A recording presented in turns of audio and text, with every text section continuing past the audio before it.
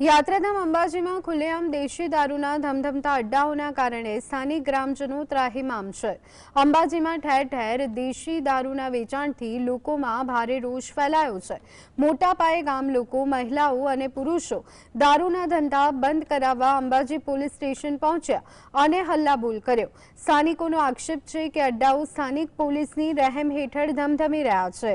દેશી દારૂ પીધેલા દારૂડિયાઓ હથિયાર લઈ અને ફરી રહ્યા છે, જેના કારણે ગામ લોકો માટે ઘરથી બહાર નીકળવું પણ મુશ્કેલ બની ગયું છે। દેશી દારૂના ધંધા પર તાત્કાલિક કાર્યવાહી કરવાની માંગ સાથે જોરદાર વિરોધ થઈ રહ્યો છે।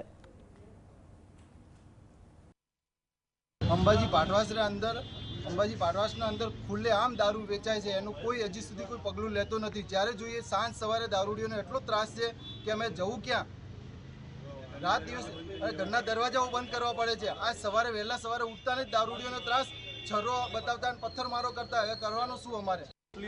અમારો આખો એરિયો એટલો ત્રાસ પોકારી ઉઠ્યો છે કે ત્યાં વારે તહેવારે અમારે લોકોને અમારા ઘરોને તાળા મારીને દુકાનો બંધ કરીને ત્યાં બેસવું પડે છે। આદિવાસીઓ છાસવારે ખુલ્લેઆમ દારૂની પોટલીઓ અને શસ્ત્રો લઈને, તલવારો લઈને, લાકડીઓ લઈને ફરે છે અમારા એરિયામાં।